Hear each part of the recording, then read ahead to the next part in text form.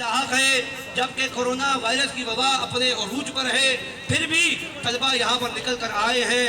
और मैं हुकूमती नुमाइंदों को भी मुतनब्बे करना चाहता हूँ और आपको याद कराना चाहता हूँ कि जब जब मेरे देश के अंदर मेरे देश के तलबा को सताया गया और तलबा सड़कों पर आए तो बड़े से बड़े डिक्टेटर उनके तख्त उछाल दिए गए। वो दिन याद करो जब अयूब डिक्टेटर को पिंडी के अंदर तलबा ने रुखसत किया था। अगर तलबा को दोबारा सताया गया तो फिर आपके साथ भी ऐसा होगा।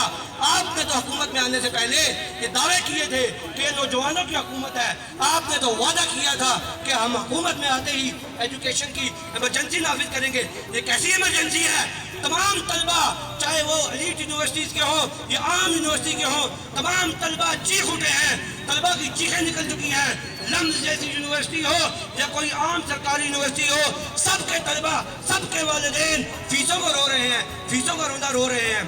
कोरोना वायरस के अंदर जहाँ पर तमाम कारोबारी सरगर्मियाँ मुतासिर हैं, जहाँ पर कारोबार तबाह हो चुका है, जहाँ पर प्राइवेट इदारों में नौकरी करने वाले, मुलाजमतें करने वाले लोगों की नौकरियाँ जा चुकी हैं, ऐसे में आप लाखों रुपए फीसें भेज रहे हैं लोगों के घर में।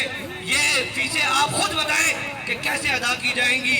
और मैं आखिर में हुकूमत से ये कहना चाहता हूँ कि जो ऑनलाइन क्लासेस वाला जो मामला है इसको फिल फोर रिव्यू किया जाए। मसरूफ़ अमल हरदम अल्लाह की